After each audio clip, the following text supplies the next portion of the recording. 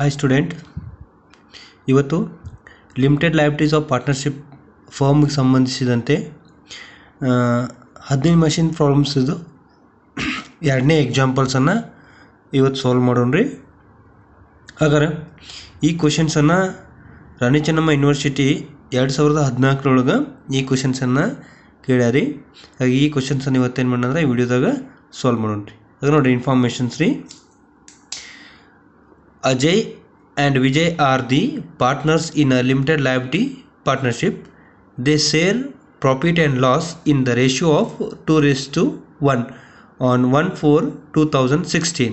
Their contributions were rupees 50,000 and rupees 40,000 respectively. The following information is extracted from their books of accounts for the year ending 31/3/2016. ಹಾಗಾದ್ರೆ ಅಜಯ್ ಮತ್ತು ವಿಜಯ್ ಇಬ್ಬರು partner ಕೂಡ್ಕೊಂಡು ಏನು ಮಾಡ್ಯಾರ, limited liabilities of partnership ಫರ್ಮನ್ನು establish ಮಾಡ್ಯಾರ. ಹಾಗಾದ್ರೆ ಈ ಲಿಮಿಟೆಡ್ ಲಯಬಿಲಿಟೀಸ್ ಆಫ್ ಪಾರ್ಟ್ನರ್ಶಿಪ್ ಫರ್ಮ್ದಿಂದ ಏನೇ ಪ್ರಾಫಿಟ್ ಬಂದರೂ ಅಥವಾ ಲಾಸ್ ಬಂದ್ರೂ ಇಬ್ಬರು ಏನು ಮಾಡ್ತಾರೆ ಅಂದ್ರೆ 2:1 ಅಂದ್ರೆ ಅಜಯ್ 2 ಭಾಗ ತೊಗೊಂಡ್ರೆ ವಿಜಯ್ 1 ಭಾಗದಷ್ಟು ಏನು ಮಾಡ್ತಾನೆ ಪ್ರಾಫಿಟನ್ನು ತೊಗೋತಾನೆ ಅಂತ ಹೇಳ್ತಾರೆ. ಹಾಗಾದ್ರೆ ಅವ್ರದ್ದು ಕಾಂಟ್ರಿಬ್ಯೂಷನ್ ಕೊಟ್ಟಾರೆ, ಓಪನಿಂಗ್ ಕಾಂಟ್ರಿಬ್ಯೂಷನ್. ಹಾಗಾದ್ರೆ ಎಷ್ಟೆಷ್ಟು ಬಂಡವಾಳವನ್ನು ಹಾಕಿ ಅವರು LLPಯನ್ನು ಎಸ್ಟಾಬ್ಲಿಷ್ ಮಾಡ್ಯಾರ ಅಂದ್ರೆ ಅಜಯ್ 50,000 ರೂಪಾಯಿ ಮತ್ತು ವಿಜಯ್ 40,000 ರೂಪಾಯಿ ಬಂಡವಾಳವನ್ನು ಹಾಕಿ ಇಲ್ಲಿ LLPಯನ್ನು ಎಸ್ಟಾಬ್ಲಿಷ್ ಮಾಡ್ಯಾರ. ಹಾಗಾದ್ರೆ ಇಲ್ಲಿ ಮತ್ತೆ ನಮಗೇನು ಮಾಡಿದ್ರೆ ಕೆಲವೊಂದು ಇನ್ಫಾರ್ಮೇಷನ್ಸನ್ನು ಕೊಟ್ಟರ ಕೆಳಗೆ ಆ ಇನ್ಫಾರ್ಮೇಷನ್ಸನ್ನು ಇವು ಯೂಸ್ ಮಾಡಿಕೊಂಡು ನಾವು statement of income and expenditure ಮತ್ತು ಸ್ಟೇಟ್ಮೆಂಟ್ ಆಫ್ ಅಸೆಟ್ಸ್ ಆ್ಯಂಡ್ ಲಯಬಿಲಿಟೀಸನ್ನು ಪ್ರಿಪೇರ್ ಮಾಡಬೇಕು. ಹಾಗಾದ್ರೆ ಐಟಮ್ಸ್ ಏನೇನಿದಾವೆ ಒಂದೊಂದು ಏನು ಮಾಡೋಣ ಡೀಟೇಲ್ಸ್ ಆಗಿ ಅಬ್ಸರ್ವ್ ಮಾಡೋಣ್ರಿ. ಫಸ್ಟ್ ಒಂದು ನೋಡ್ರಿ, ಪರ್ಚೇಸ್. ಅದ್ರ ಪರ್ಚೇಸ್ ಎಷ್ಟೈತಿ 50,000 ಐತಿ. ಈ ಪರ್ಚೇಸನ್ನು ಎಲ್ಲಿ ಟ್ರೀಟ್ ಮಾಡ್ಬೇಕಂದ್ರೆ ರೀ ನಿಮ್ಗೆ ಆಲ್ರೆಡಿ ಗೊತ್ತೈತಿ. ಎಲ್ಲಂದ್ರೆ statement of income and expenditures ಒಳಗೆ ಎಕ್ಸ್ಪೆನ್ಸಸ್ ಸೈಡ್ ರೀ, ಎಕ್ಸ್ಪೆನ್ಸಸ್ ಸೈಡು ಫಸ್ಟ್ ಐಟಮ್ ಏನಂತ ಬರುತ್ತೆ ರೀ, ಪರ್ಚೇಸ್ ಬರುತ್ತೆ. ಅಲ್ಲಿ ಏನು ಮಾಡ್ಬೇಕಂದ್ರೆ ಈ ಐಟಮ್ಸನ್ನು ಕನ್ಸಿಡರೇಷನ್ ಮಾಡಬೇಕು. ನೋಟ್ ಡೌನ್, ಎಲ್ಲರೂ ಪ್ರತಿಯೊಬ್ಬರು ನೋಟ್ ಮಾಡ್ಕೊರಿ. ಏನು ರೀ ಪರ್ಚೇಸ್ ಎಲ್ಲಿ ಕನ್ಸಿಡರೇಷನ್ ಮಾಡ್ಬೇಕ್ರಿ, statement of income and expenditures head ಒಳಗೆ ಎಕ್ಸ್ಪೆನ್ಸಸ್ ಸೈಡ್ ಫಸ್ಟ್ ಐಟಮ್ಸ್ ಪರ್ಚೇಸನ್ನು ಕನ್ಸಿಡರೇಷನ್ ಮಾಡಬೇಕು. The second one sales rupees 1 lakh. ಹಾಗಾದ್ರೆ ಈ ಐಟಮ್ಸ್ ಎಲ್ಲಿ ಕನ್ಸಿಡರೇಷನ್ ಮಾಡ್ಬೇಕಂದ್ರೆ ಇದನ್ನೂ ಸಹ ಏನಂದ್ರೆ ಇನ್ಕಮ್ ಆ್ಯಂಡ್ ಎಕ್ಸ್ಪೆಂಡಿಚರ್ ಏನ್ರಿ statement of income and expenditures ಒಳಗೆ ಎಲ್ರಿ ಇನ್ಕಮ್ ಸೈಡ್ ಫಸ್ಟ್ ಐಟಮ್ಸ್ ಏನಂತ ಬರುತ್ತೆ ರೀ, ಟರ್ನ್ ಓವರ್ ಅಂತ ಬರುತ್ತೆ. ಆ ಟರ್ನ್ ಓವರ್ಸ್ ಒಳಗೆ ಏನು ಮಾಡ್ಬೇಕ್ರಿ ಈ ಐಟಮ್ಸನ್ನು ಕನ್ಸಿಡರೇಷನ್ ಮಾಡಬೇಕು. ನೆಕ್ಸ್ಟ್ ಮೂರನೇ ಐಟಮ್ಸ್ ರೀ, ಓಪನಿಂಗ್ ಸ್ಟಾಕ್.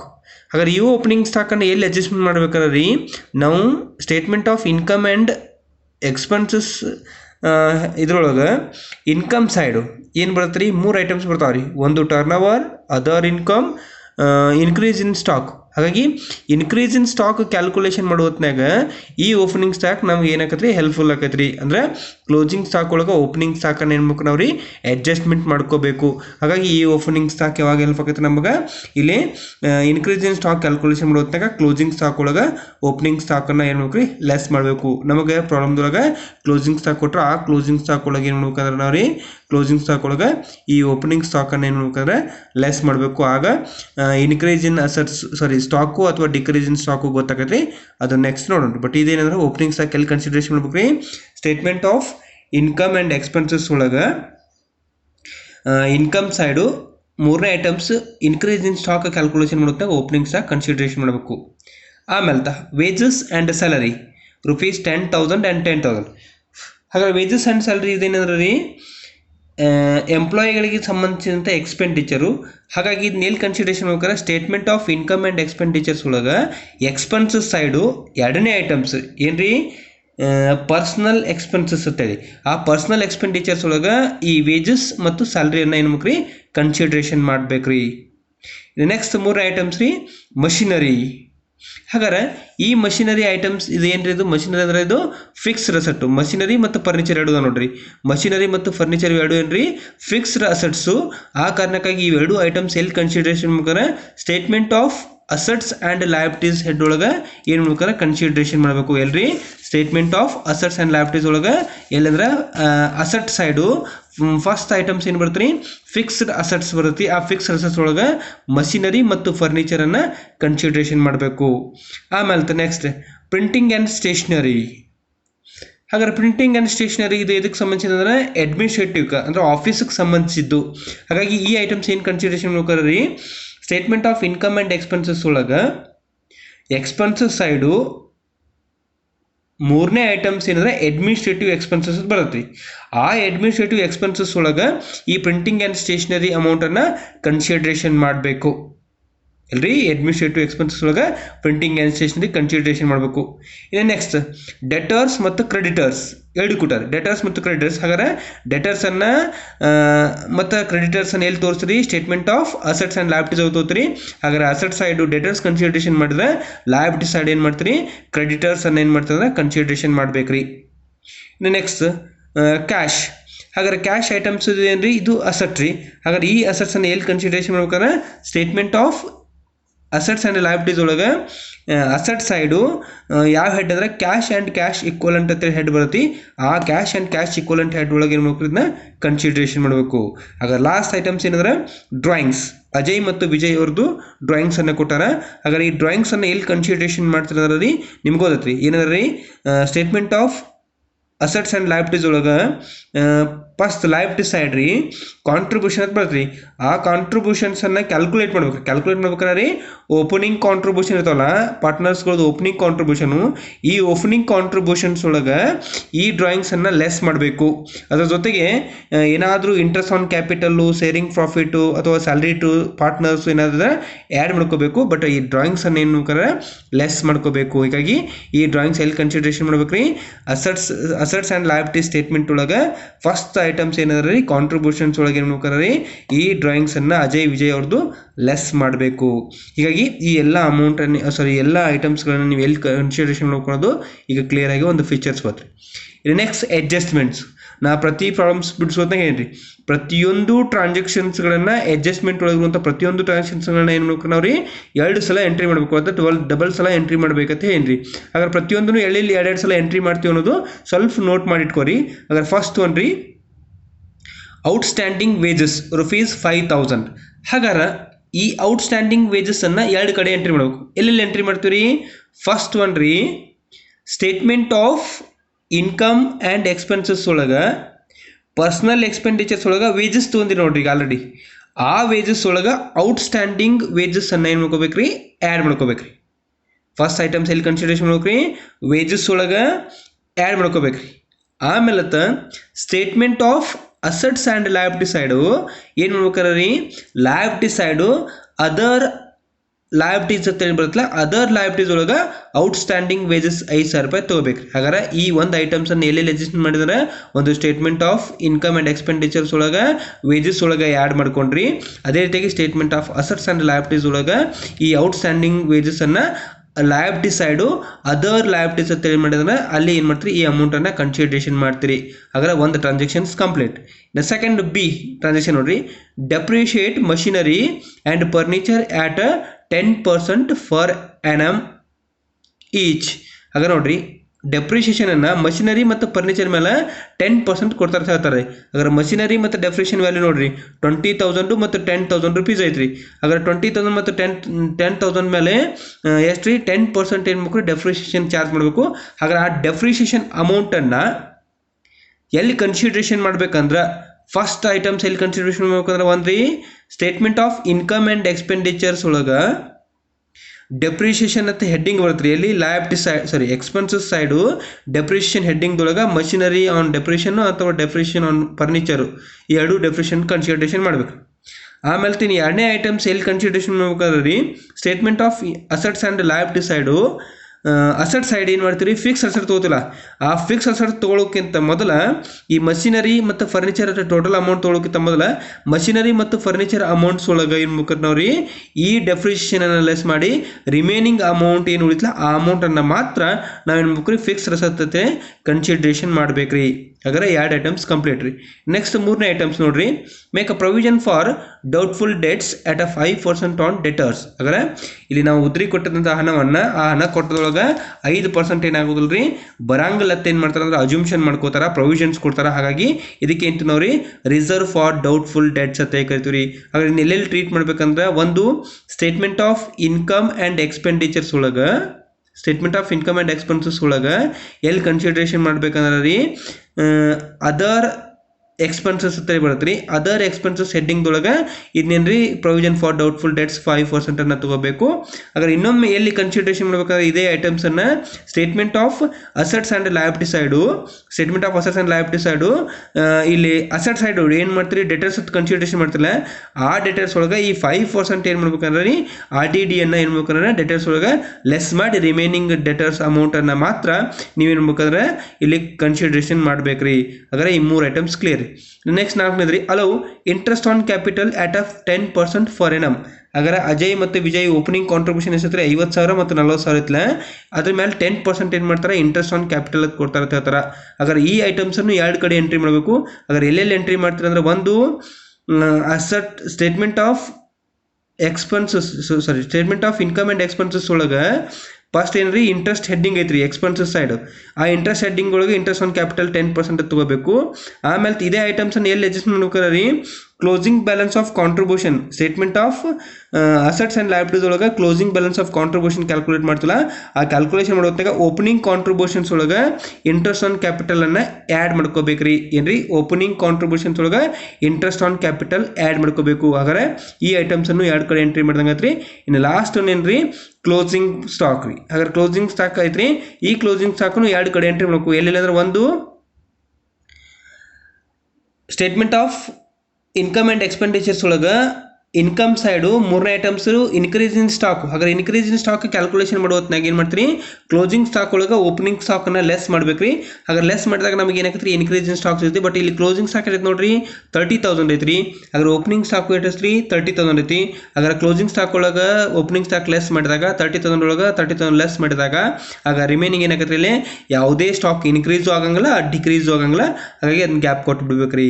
ಒಂದು ಕಡೆ ಏನು ಮಾಡಿದ್ರಿ ಕ್ಲೋಸಿಂಗ್ ಸ್ಟಾಕ್ ಒಂದು ಕಡೆ ಅಡ್ಜಸ್ಟ್ಮೆಂಟ್ ಮಾಡಿದ್ರಿ. ಇನ್ನೊಂದು ಕಡೆ ಎಲ್ಲಿ ಕನ್ಸಿಡರೇಷನ್ ಮಾಡ್ರಿ ಇದನ್ನ statement of assets and liability side asset side inventories ಅಂತ ಹೆಡ್ಡಿಂಗ್ ಬರ್ತಲ್ಲ, ಇನ್ವೆಂಟ್ರಿ ಒಳಗೆ ಈ ಕ್ಲೋಸಿಂಗ್ ಸ್ಟಾಕನ್ನು ಕನ್ಸಿಡರೇಷನ್ ಮಾಡಬೇಕು.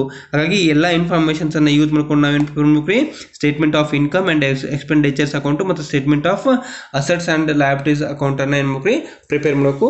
ಹಾಗಾದ್ರೆ ಇಲ್ಲಿ ನಾವೇನು ಮಾಡೋದ್ರಿ statement of first income and expenses ಅನ್ನು ಪ್ರಿಪೇರ್ ಮಾಡೋಣ. ಆಮೇಲೆ ತದನಂತರ ಏನಾದ್ರಿ statement of assets and liabilities ಅನ್ನು ಪ್ರಿಪೇರ್ ಮಾಡೋಣ. ಹಾಗಾದ್ರೆ ತಗೋರಿ ಪಾರ್ಟ್ ಬಿ ಎತ್ ಹೆಡ್ಡಿಂಗ್ ಹಾಕೋರಿ, ಹಾಕೊಂಡು statement of income and expenses ಅಂತ ಹೆಡ್ಡಿಂಗ್ ಬರ್ಕೋರಿ. ಹೆಡ್ಡಿಂಗ್ ಬರ್ಕೊಂಡು ಅದ್ರೊಳಗೆ 3 ಕಾಲಮ್ ಅನ್ನು ತಗೋರಿ, ಒಂದು ಪರ್ಟಿಕ್ಯುಲರು ಅಮೌಂಟು ಆಮೇಲೆ ಟೋಟಲು. ಹಾಗಾದ್ರೆ ಎಂಡ್ ಆಫ್ ದಿ ಇಯರ್ ಯಾವಾಗೈತೆ ನೋಡ್ರಿ, ಇದು ಎಂಡ್ ಆಫ್ ದಿ ಇಯರು 31/3/2016. ಹಾಗಾದ್ರೆ ಕನ್ಸಿಡರೇಷನ್ ಮಾಡಿ 31/3/2016. ನೆಕ್ಸ್ಟ್ ಪ್ರಿಫೇರ್ ಮಾಡೋಣ್ರಿ ಫಸ್ಟ್ ಒನ್ ರೀ. ಹಾಗಾದ್ರೆ ಫಸ್ಟ್ ಐಟಮ್ಸ್ ರೀ ಅದ್ರಿ ಇನ್ಕಮ್ ಆ್ಯಂಡ್ ಎಕ್ಸ್ಪೆಂಡಿಚರ್ ಒಳಗೆ ಫಸ್ಟ್ ಐಟಮ್ಸ್ ಏನು ಬರುತ್ತೆ ರೀ ಇನ್ಕಮ್. ಹಾಗಾದ್ರೆ ಅದನ್ನ ಅಂಡರ್ಲೈನ್ ಮಾಡಿರಿ. ಇನ್ಕಮ್ಸ್ ಒಳಗೆ ಫಸ್ಟ್ ಐಟಮ್ಸ್ ಏನಂತ ಬರ್ತೈತಿ ಏನ್ರಿ ನಿಮಗೆ ಟರ್ನ್ ಓವರ್. ಹಾಗಾದ್ರೆ ಟರ್ನ್ ಓವರ್ ಅಂದ್ರೆ ಇಟ್ ಮೀನ್ಸ್ ಸೇಲ್ಸ್ ರೀ. ಹಾಗಾದ್ರೆ ನಿಮ್ಮ ಫಾರ್ಮ್ದಾಗ ಸೇಲ್ಸ್ ಕೊಟ್ಟಾರಿ, ಸೇಲ್ಸ್ ಅಮೌಂಟ್ ಕೊಟ್ಟಾರ ನೋಡ್ರಿ. ಎಷ್ಟು ಕೊಟ್ಟಾರ ಅಮೌಂಟ್ ರೀ 1 lakh rupees. ಅದನ್ನ ಡೈರೆಕ್ಟಾಗೆ ತಗೋರಿ ಔಟ್ರ್ ಕಾಲಮ್ದಾಗ. ಯಾಕಂದ್ರೆ ರೀ ಇಲ್ಲಿ ಯಾವುದೇ ರೀತಿಯಂಥ ಎಕ್ಸೈಸ್ ಡ್ಯೂಟೀಸ್ ಇಲ್ಲ. ಅಕಸ್ಮಾತ್ ಎಕ್ಸೈಸ್ ಡ್ಯೂಟಿ ಇದ್ರೆ ಅದನ್ನೇನು ಮಾಡ್ತೀರಿ ಸೇಲ್ಸ್ ಒಳಗೆ ಲೆಸ್ ಎಕ್ಸೈಸ್ ಡ್ಯೂಟೀಸನ್ನು ಲೆಸ್ ಮಾಡ್ತಿದ್ರಿ. ಹೀಗಾಗಿ ಏನ್ರಿ ಇಲ್ಲಿ ಯಾವುದೇ ಎಕ್ಸೈಸ್ ಡ್ಯೂಟಿ ಇಲ್ಲ, ಡೈರೆಕ್ಟಾಗಿ ತಗೋರಿ. ಹಾಗಾದ್ರೆ ಇನ್ನು 2ನೇ ಐಟಮ್ಸ್ ಏನದ ರೀ ಅದರ್ ಇನ್ಕಮ್.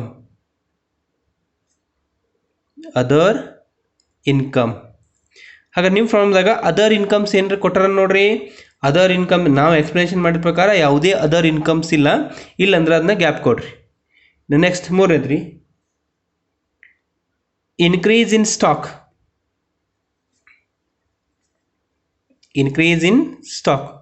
ಹಾಗೆ ನೋಡ್ರಿ ಕ್ಲೋಸಿಂಗ್ ಸ್ಟಾಕು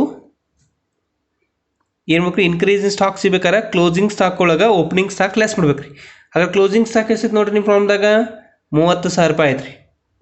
ಇದ್ರಾಗ ಏನು ಮಾಡ್ಬೇಕ್ರಿ ಲೆಸ್ ಓಪನಿಂಗ್ ಸ್ಟಾಕ್.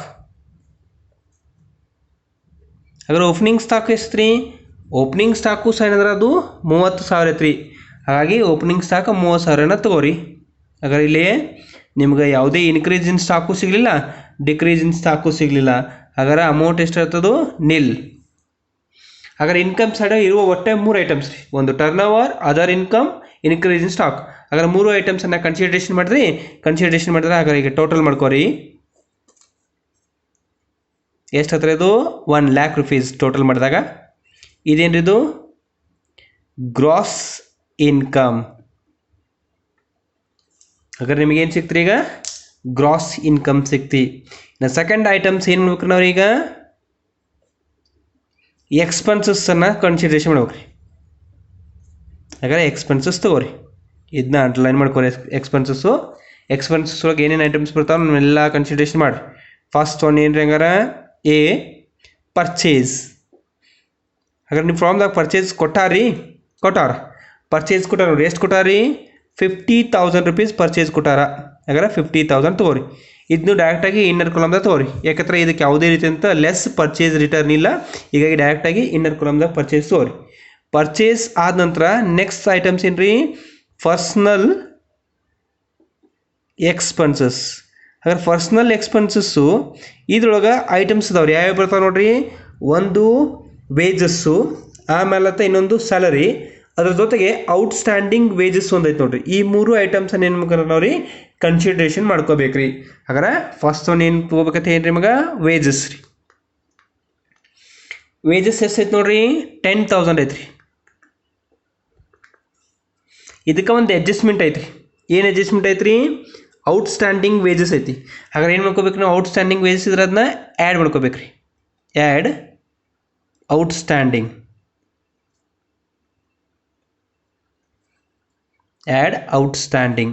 ಎಷ್ಟು ರೂಪೀಸ್ ಐತ್ರಿ ಔಟ್ಸ್ಟ್ಯಾಂಡಿಂಗ್ ವೇಜಸ್ಸು 5,000 ಐತಿ. ಹಾಗೆ ಟೋಟಲ್ ವೇಜಸ್ ಎಷ್ಟು ಹತ್ರ ಅದು 15,000 15,000 ರೂಪಾಯಿ ಆತ್ರಿ. ಅದನ್ನ ಇನ್ನರ್ ಕಾಲಮ್ದಾಗ ಬರ್ಕೋರಿ. ಆಮೇಲೆ ಇನ್ನೊಂದು ಐಟಮ್ಸ್ ಏನೈತಿ ಏನ್ರಿ ಸ್ಯಾಲರೀಸ್. ಹಾಗಾದ್ರೆ ಸ್ಯಾಲರೀಸ್ ಅಮೌಂಟ್ ಎಷ್ಟೈತ್ರಿ ಅದು 10,000 ಐತ್ರಿ. ಅದಕ್ಕೆ ಯಾವುದೇ ಅಡ್ಜಸ್ಟ್ಮೆಂಟ್ಸ್ ಇಲ್ಲ, ಹಾಗಾಗಿ ಡೈರೆಕ್ಟಾಗಿ ತೋರಿ. ಇನ್ನು ನೆಕ್ಸ್ಟ್ ಸ್ಯಾಲರೀಸ್ ಆತ್ರಿ. ಅದಾದ ನಂತರ ನೆಕ್ಸ್ಟ್ ಐಟಮ್ಸ್ ಯಾವ್ದ್ರಿ ಅಡ್ಮಿನಿಸ್ಟ್ರೇಟಿವ್ ಎಕ್ಸ್ಪೆನ್ಸಸ್.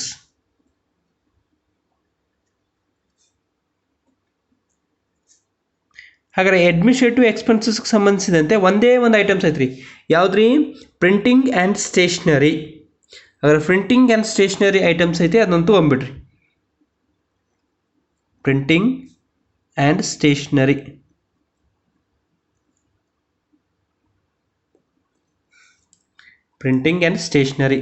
ಅದ್ರ ಪ್ರಿಂಟಿಂಗ್ ಆ್ಯಂಡ್ ಸ್ಟೇಷ್ನರಿ ಅಮೌಂಟ್ ಎಷ್ಟೈತೆ ನೋಡ್ರಿ ಅದು 5,000 ಐತಿ. ಹಾಗಾದ್ರೆ 5,000 ತೊಗೋರಿ. ಹಾಗಾದ್ರೆ ಇನ್ನು ಅಡ್ಮಿನಿಸ್ಟ್ರೇಟಿವ್ ಎಕ್ಸ್ಪೆಂಡಿಚರ್ಸ್ ಒಳಗೆ ಮತ್ತೆ ಏನು ಐಟಮ್ಸ್ ಉಳಿದೋನ್ರಿ ಏನೇನು ಇಲ್ಲ. ಹಾಗಾದ್ರೆ ಬಿಡ್ರಿ. ನೆಕ್ಸ್ಟ್ ಏನು ಹಂಗಾರೆ ಸೆಲ್ಲಿಂಗ್ ಎಕ್ಸ್ಪೆನ್ಸಸ್. ಹಾಗಾದ್ರೆ ಸೆಲ್ಲಿಂಗ್ ಎಕ್ಸ್ಪೆನ್ಸಸ್ ಒಳಗೆ ಏನ್ರಿ ಎಕ್ಸ್ಪೆಂಡಿಚರ್ಸ್ ಅವ ನೋಡ್ರಿ ಅಡ್ವರ್ಟೈಸ್ಮೆಂಟು ಬ್ಯಾಡ್ ಡೆಟ್ಸು ಏನ್ರಿ ಎಕ್ಸೆಟ್ರಾ ಯಾವೂ ಇಲ್ಲ ಅಂದರೆ ಗ್ಯಾಪ್ ಕೊಡ್ರಿ. ಇದಾದ ನಂತರ ಈ ಡೆಪ್ರಿಷಿಯೇಷನ್. ಹಾಗಾದ್ರೆ ಡೆಪ್ರಿಷಿಯೇಷನ್ ನಿಮ್ಮ ಪ್ರಾಬ್ಲಮ್ದಾಗ ಕೊಟ್ಟಾರ ನೋಡ್ರಿ, ಇಲ್ಲಿ ಕೊಟ್ಟಾರ ನೋಡ್ರಿ ಅಡ್ಜಸ್ಟ್ಮೆಂಟ್ ಒಳಗೆ 2ನೇ items depreciation on machinery and furniture. ಹಾಗಾದ್ರೆ ಮಷಿನರಿ ಡೆಪ್ರಿಷಿಯೇಷನ್ನು ಎಷ್ಟೈತ್ರಿ ಮಷಿನರಿ ವ್ಯಾಲ್ಯೂ ಎಷ್ಟೈತೆ ನೋಡ್ರಿ 20,000 ಐತ್ರಿ. ಹಾಗಾದ್ರೆ 20,000 ಇಂಟು 10/100. ಹಾಗಾದ್ರೆ ಎಷ್ಟು ಬರ್ತಾರೆ ಅದು ಮಷಿನರಿ ವ್ಯಾಲ್ಯೂ 2,000. ಅದೇ ರೀತಿಯಾಗಿ ಫರ್ನಿಚರ್ ವ್ಯಾಲ್ಯೂ ರೀ, ಫರ್ನಿಚರ್ ಮೇಲೆ ಡೆಪ್ರಿಷಿಯೇಷನ್ ಎಷ್ಟು ರೀ ಅದು ಫರ್ನಿಚರ್ ವ್ಯಾಲ್ಯೂ ಎಷ್ಟು ಐತ್ರಿ 10,000 ಐತ್ರಿ. ಅದ್ರ ಮೇಲೆ 10% ಅಂದ್ರೆ ರೀ 1,000. ಆಗ ಟೋಟಲ್ ಡೆಪ್ರಿಷಿಯೇಷನ್ ಎಷ್ಟು ಬರ್ತರಿ ಅದು 3,000 ನೋಡ್ರಿ. ಡೆಪ್ರಿಷಿಯೇಷನ್ ಆತ್ರಿ. ಆಮೇಲೆ ಇನ್ನೊಂದು ಐಟಮ್ಸ್ ಏನೈತ್ರಿ ಇಂಟ್ರೆಸ್ಟ್ ಆನ್ ಕ್ಯಾಪಿಟಲ್. ಹಾಗಾದ್ರೆ ಇಂಟ್ರೆಸ್ಟ್ ಆನ್ ಕ್ಯಾಪಿಟಲ್ ಐತೆ ನೋಡ್ರಿ ಅಡ್ಜಸ್ಟ್ಮೆಂಟ್ ಒಳಗೆ ಐತ್ರಿ. ಹಾಗಾದ್ರೆ ಇಂಟ್ರೆಸ್ಟ್ ಆನ್ ಕ್ಯಾಪಿಟಲನ್ನು ಕ್ಯಾಲ್ಕುಲೇಷನ್ ಮಾಡಬೇಕು. ಹಾಗಾದ್ರೆ ಯಾರ್ಯಾರ್ದ್ರಿ ಒಂದು ಅಜಯ್ದು ಓಪನಿಂಗ್ ಕಾಂಟ್ರಿಬ್ಯೂಷನ್ ಎಷ್ಟು ರೀ 50,000 ಐತ್ರಿ. ಹಾಗಾದ್ರೆ ಇಂಟ್ರೆಸ್ಟ್ ಆನ್ ಕ್ಯಾಪಿಟಲ್ ಎಷ್ಟು ಪರ್ಸೆಂಟ್ ರೀ 10% ರೀ. ಹಾಗಾದ್ರೆ ಇಂಟ್ರೆಸ್ಟ್ ಆನ್ ಕ್ಯಾಪಿಟಲ್ ಎಷ್ಟು ಹತ್ರ ಅದು 5,000. ಅದೇ ರೀತಿಯಾಗಿ ಇನ್ನೊಬ್ಬ ಯಾವ್ರಿ ವಿಜಯ್, ಅವನದು ಓಪನಿಂಗ್ ಕಾಂಟ್ರಿಬ್ಯೂಷನ್ ಎಷ್ಟು ರೀ 40,000 ರೀ. ಅದು ಇಂಟ್ರೆಸ್ಟ್ ಆಫ್ ಕ್ಯಾಪಿಟಲ್ ಏನೈತ್ರಿ 10%. ಹಾಗಾದ್ರೆ ಎಷ್ಟು ಹತ್ರ ಅವನದು ಟೋಟಲ್ 4,000.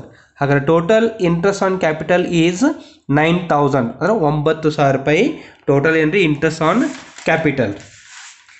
ಆಮೇಲೆ ಇನ್ನೊಂದು ಐಟಮ್ಸ್ ಲಾಸ್ಟ್ ಏನಿದ್ರಿ ಇನ್ನು ಅದರ್ ಎಕ್ಸ್ಪೆನ್ಸಸ್. ಹಾಗಾದ್ರೆ ಅದರ್ ಎಕ್ಸ್ಪೆನ್ಸಸ್ ಒಳಗೆ ಒಂದು ಐಟಮ್ಸ್ ರೀ, ಯಾವುದೈತೆ ನೋಡ್ರಿ ಒಂದು ಐಟಮ್ಸ್ ರೀ, make a provision for doubtful debts at a 5% on debtors, ಅಂದ್ರೆ ಆರ್ ಡಿ ಡಿ ಕ್ರಿಯೇಟ್ ಮಾಡ್ಕೋಬೇಕು ರೀ. ಹಾಗಾದ್ರೆ ಡೆಟರ್ಸ್ ಎಷ್ಟೈತೆ ನೋಡ್ರಿ, 80,000 ಐತ್ರಿ. 80,000 ಐತ್ರಿ. 80,000 ಮೇಲೆ ಎಷ್ಟು ಪರ್ಸೆಂಟ್ ಹತ್ರ 5% ಕ್ರಿಯೇಟ್ ಮಾಡ್ತಾ ಇರ್ತಾರೆ. ಹಾಗಾದ್ರೆ ಎಷ್ಟು ಹತ್ರ ಅದು 4,000 ರೂಪೀಸ್ ಆತ್ರಿ. ಇನ್ನು ನೆಕ್ಸ್ಟ್ ಮತ್ತು ಏನಾದರೂ ಐಟಮ್ಸ್ ಎಕ್ಸ್ಪೆನ್ಸಸ್ ಯಾವ ಉಳಿದೋ ನೋಡ್ರಿ, ಅಡ್ಜಸ್ಟ್ಮೆಂಟ್ಸ್ ಒಳಗೆ ಮತ್ತು ಟ್ರಯಲ್ ಬ್ಯಾಲೆನ್ಸ್ ಒಳಗೆ ಅಥವಾ ಯಾವುದ್ರಾಗ ಉಳಿದೋ ನೋಡ್ರಿ, ಏನೂ ಉಳಿಲಿಲ್ಲ. ಹಾಗಾದ್ರೆ ಟೋಟಲ್ ಇವನಷ್ಟು ಟೋಟಲ್ ಮಾಡ್ಕೋರಿ. ಟೋಟಲ್ ಮಾಡಿದಾಗ ಆಗ ಏನಾಗತ್ತೆ ರೀ, 50,000, 15, 10, 5,000, 12, 96,000. ಎಷ್ಟು ಬರ್ತದೆ ಇದು? 96,000. ಹಾಗಾದ್ರೆ ಇದೇನು ರೀ ಟೋಟಲ್ ಎಕ್ಸ್ಪೆನ್ಸಸ್. ಹಾಗಾದ್ರೆ ಈಗೇನು ಮಾಡ್ಬೇಕು ನಾವು, ಗ್ರಾಸ್ ಇನ್ಕಮ್ 1 lakh ಐತ್ರಿ, ಟೋಟಲ್ ಎಕ್ಸ್ಪೆನ್ಸಸ್ ಎಷ್ಟೈತ್ರಿ 96,000 ಐತಿ. ಹಾಗಾದ್ರೆ 1 lakh ಒಳಗೆ 96,000 ಲೆಸ್ ಮಾಡಿರಿ. ಹಾಗಾದ್ರೆ ರಿಮೈನಿಂಗ್ ಎಷ್ಟು ರೀ, 4,000 ರೂಪೀಸ್ ಏನದ ರೀ, ಇದು ಪ್ರಾಫಿಟ್ ಬಿಫೋರ್ ಟ್ಯಾಕ್ಸ್. ಹಾಗಾದ್ರೆ ಈಗೇನು ಮಾಡ್ಬೇಕು ನಾವು ರೀ, provision for tax. Provision for tax ಎಷ್ಟೈತೆ ರೀ, ಏನೂ ರೇಟ್ ಕೊಟ್ಟಿಲ್ಲ. ಹಾಗಾದ್ರೆ ಏನು ಮಾಡಿರಿ, ಅದನ್ನ ಗ್ಯಾಪ್ ಕೊಡ್ರಿ. ಹಾಗಾದ್ರೆ ಈಗ ಎಷ್ಟು ರೀ ಅಮೌಂಟ್ ಉಳಿತ್ರಿ, ಅದೇನು ಅಮೌಂಟ್ ಇದು, ಪ್ರಾಫಿಟ್ ಆಫ್ಟರ್ ಟ್ಯಾಕ್ಸ್. ಹಾಗಾದ್ರೆ ಈ ಅಮೌಂಟನ್ನು ಪ್ರಾಫಿಟನ್ನು ಏನು ಮಾಡ್ಬೋದು ರೀ, ಪಾರ್ಟ್ನರ್ಸ್ಗೆ ಹಂಚಕ್ಕೆ ಎಲಿಜಿಬಲ್ ರೀ. ಹಾಗಾದ್ರೆ ಏನು ಮಾಡ್ಬೇಕು ರೀ, ಈಗ ನಾವು ಟ್ರಾನ್ಸ್ಫರ್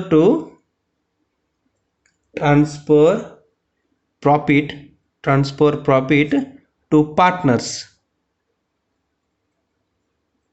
ಅಜಯ್ ಆ್ಯಂಡ್ ವಿಜಯ್.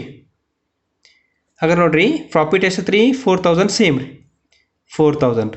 ಹಾಗಾದ್ರೆ ಹೆಂಗೆ ಹಂಚ್ಕೋತಿರ್ತಾರೆ ಅವರು, 2:1. 2:1 ಅದ ರೀ, ಕೊಡ ನೋಡಿ 2:1.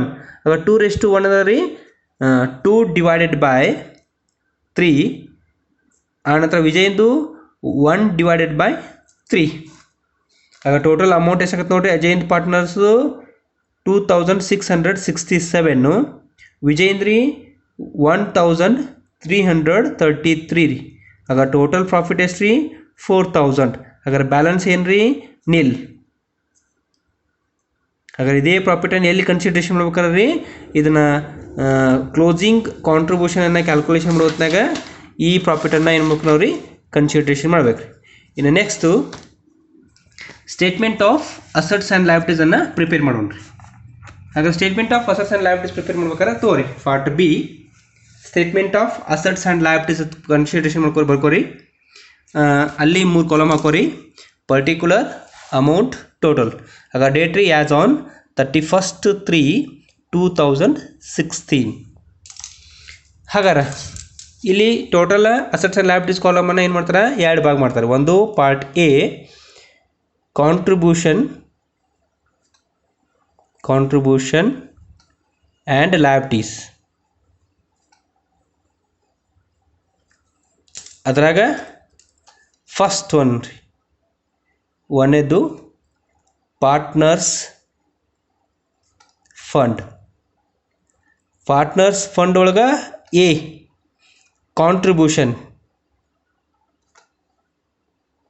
ಹಾಗಾದ್ರೆ ಕಾಂಟ್ರಿಬ್ಯೂಷನ್ ಕ್ಯಾಲ್ಕುಲೇಟ್ ಮಾಡ್ಬೇಕು ರೀ. ಫಸ್ಟ್ನೇದಕ್ಕೆ ಯಾರ್ದು ರೀ, ಅಜಯ್. ಅವನದು ಓಪನಿಂಗ್ ಕಾಂಟ್ರಿಬ್ಯೂಷನ್ ಎಷ್ಟೈತೆ ರೀ, 50,000 ಐತ್ರಿ. ಹಾಗಾದ್ರೆ ಇದಕ್ಕೆ ಆ್ಯಡ್ ಮಾಡ್ಕೋಬೇಕು ರೀ. ಏನು ರೀ, ಒಂದು ಇಂಟ್ರೆಸ್ಟ್ ಆನ್ ಕ್ಯಾಪಿಟಲ್, ಆಮೇಲತ್ತ ಶೇರ್ ಆಫ್ ಪ್ರಾಫಿಟ್. ಹಾಗಾದ್ರೆ ಇಂಟ್ರೆಸ್ಟ್ ಆನ್ ಕ್ಯಾಪಿಟಲ್ ಎಷ್ಟೈತೆ ರೀ, 5,000 ಐತ್ರಿ. ಆಮೇಲೆ ಶೇರ್ ಆಫ್ ಪ್ರಾಫಿಟ್ ರೀ, ಪ್ರಾಫಿಟ್ 2,667 ರೀ. ಇವಷ್ಟು ಟೋಟಲ್ ಮಾಡ್ಕೋರಿ. ಯಾಕಂದ್ರೆ ಪಾರ್ಟ್ನರ್ ಸ್ಯಾಲ್ರಿ ಅಂತೂ ಇಲ್ಲ.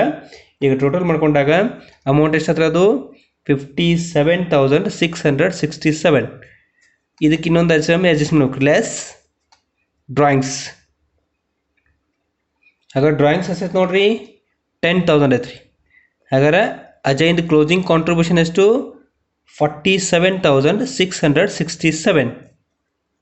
ಇನ್ನು ಅದೇ ರೀತಿಯಾಗಿ ವಿಜಯಿಂದು ಓಪನಿಂಗ್ ಕಾಂಟ್ರಿಬ್ಯೂಷನ್ ಎಷ್ಟು ರೀ 40,000 ಐತಿ. ಅದೇ ರೀತಿಯಾಗಿ ಅಲ್ಲಿ ಏನು ಮಾಡಿರಿ, ಆ್ಯಡ್ ಇಂಟ್ರೆಸ್ಟ್ ಆನ್ ಕ್ಯಾಪಿಟಲ್.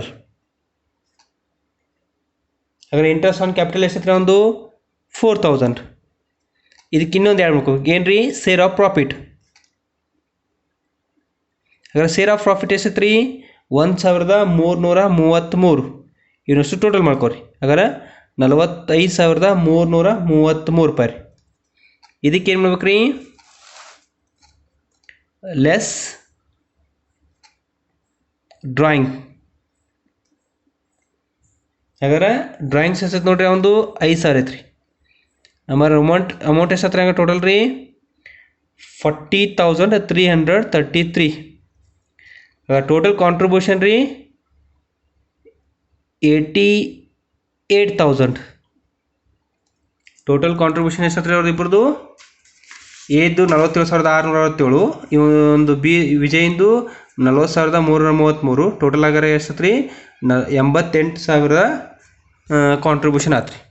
ಹಾಗಾದ್ರೆ ಎರಡನೇ ಐಟಮ್ಸ್ ಏನ್ರಿ ಬಿ, ರಿಸರ್ವ್ ಆ್ಯಂಡ್ ಸರ್ಪ್ಲಸ್. ಏನು ಐತನ್ರಿ, ಏನೂ ಇಲ್ಲ ಬಿಡ್ರಿ. ಇನ್ನು ನೆಕ್ಸ್ಟ್ ಎರಡನೇದು ರೀ ಲಯಬಿಲಿಟೀಸ್ ರೀ. ಹಾಗೆ ಲಯಬಿಲಿಟೀಸ್ ಒಳಗೆ ಫಸ್ಟ್ನೇದು ಏನು ಬರ್ತರಿ, ಸೆಕ್ಯೂರ್ಡ್ ಲೋನ್. ಸೆಕ್ಯೂರ್ಡ್ ಲೋನ್ ಏನು ಐತೇನ್ರಿ, ಏನೂ ಇಲ್ಲ. ಬಿ, ಅನ್ಸೆಕ್ಯೂರ್ಡ್ ಲೋನ್, ಏನ್ರಿ ಅಮೌಂಟ್ ಐತನ್ರಿ, ಏನೂ ಇಲ್ಲ ಬಿಡ್ರಿ. C, creditors. ಅದೇ ಫಾರ್ಮ್ ದ ಕ್ರೆಡಿಟರ್ಸ್ ಐತ್ರಿ, ಐತೆ ನೋಡ್ರಿ. ಎಷ್ಟು ರೀ 60,000 ಐತ್ರಿ. ಅದನ್ನ ಕ್ರೆಡಿಟರ್ಸ್ ತೋರಿ, ಇದಕ್ಕೆ ಅಡ್ಜಸ್ಟ್ಮೆಂಟ್ ಇಲ್ಲ, ಹಾಗಾಗಿ ಡೈರೆಕ್ಟಾಗಿ ತೊಗೊಂಬಿಡ್ರಿ. ಆಮೇಲೆ ನೆಕ್ಸ್ಟ್ ರೀ ಅದರ್ ಲಯಬಿಲಿಟೀಸ್ ರೀ. ಹಾಗಾದ್ರೆ ಅದರ್ ಲಯಬಿಲಿಟೀಸ್ ಒಳಗೆ ಒಂದು ಐಟಮ್ಸ್ ಬರ್ತೈತೆ ಏನ್ರಿ, ಯಾವ್ದು ಬರ್ತೈತೆ ಏನ್ರಿ, ಅಡ್ಜಸ್ಟ್ಮೆಂಟ್ ಒಳಗೆ ಐತೆ ನೋಡ್ರಿ, ಔಟ್ಸ್ಟ್ಯಾಂಡಿಂಗ್ ವೇಜಸ್. ಅದನ್ನು ತಗೋರಿ, ಔಟ್ಸ್ಟ್ಯಾಂಡಿಂಗ್ ವೇಜಸ್. ಹಾಗಾದ್ರೆ ಔಟ್ಸ್ಟ್ಯಾಂಡಿಂಗ್ ವೇಜಸ್ ಎಷ್ಟು ಐತ್ರಿ, ಅದು 5,000. ಹಾಗಾದ್ರೆ ಲಯಬಿಲಿಟಿ ಸೈಡ್ ಮತ್ತೇನು ಐಟಮ್ಸ್ ಉಳಿದು ಅಂತ ನೋಡ್ರಿ, ಏನೇನೂ ಇಲ್ಲ. ಹಾಗಾದ್ರೆ ಎಷ್ಟು ಆತ್ರಿ ಇದು, ಟೋಟಲ್ ಕ್ಯಾಲ್ಕುಲೇಷನ್ ಮಾಡಿದಾಗ ಟೋಟಲ್ ಲಯಬಿಲಿಟೀಸ್ ರೀ 1,53,000 ರೀ. ಇದು ಟೋಟಲ್ ಲಯಬಿಲಿಟೀಸ್ ರೀ.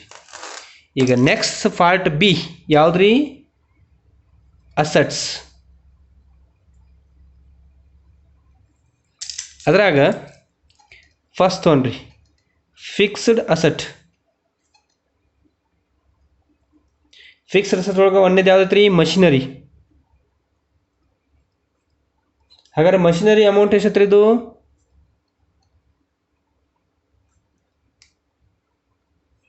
20,000 ರೀ. ಇದ್ರಾಗ ಅಡ್ಜಸ್ಟ್ಮೆಂಟ್ ಮಾಡ್ಕೋಬೇಕ್ರಿ, ಏನು ರೀ, ಲೆಸ್ ಡೆಪ್ರಿಷಿಯೇಷನ್. ಹಾಗಾದ್ರೆ ಎಷ್ಟು ಪರ್ಸೆಂಟ್ ರೀ, 10% ಅಂದರೆ 2,000 ರೀ. ಟೋಟಲ್ ಅಮೌಂಟ್ ಎಷ್ಟತ್ರಿ, ಹಂಗಾರೆ 18,000. ಅದೇ ರೀತಿಯಾಗಿ ಇನ್ನೊಂದು ಏನು ರೀ, ಫರ್ನಿಚರ್. ಅದರ ಅಮೌಂಟ್ ಎಷ್ಟತ್ರಿ, 10,000 ಐತ್ರಿ.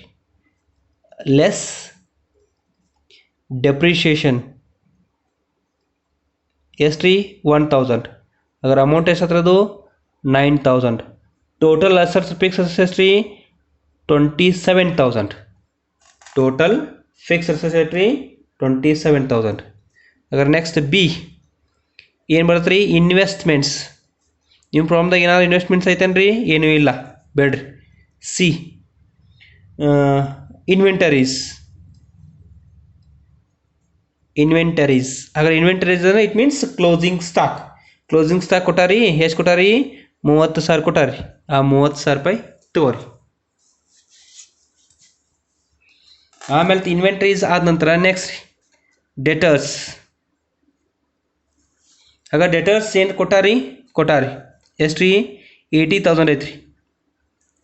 ಅದ್ರೊಳಗೆ ಒಂದು ಲೆಸ್ ಏನೈತ್ರಿ, RDD ಅಥವಾ provision for doubtful debts calculate ಮಾಡಿರಿ ನೋಡಿರಿ. ಎಷ್ಟು ಐತ್ರಿ ಅದು 4,000. ಹಾಗಾದ್ರೆ ಟೋಟಲ್ ಆಗಿ ಡೆಟರ್ಸ್ ಎಷ್ಟು ಹಂಗಾರೆ 76,000.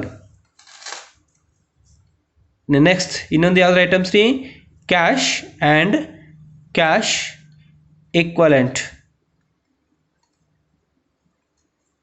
ಅದ್ರಾಗ ಯಾವ್ದು ರೀ ಕ್ಯಾಶ್ ಎಷ್ಟಿದ್ರೆ ಅದು ಅಮೌಂಟ್ ರೀ 20,000. ಅದಾದ ನಂತರ ಅದರ್ ಅಸೆಟ್ಸ್ ಏನಾದರೂ ಅದಾವ ನೋಡ್ರಿ, ಏನೂ ಇಲ್ಲ ಬೇಡ್ರಿ.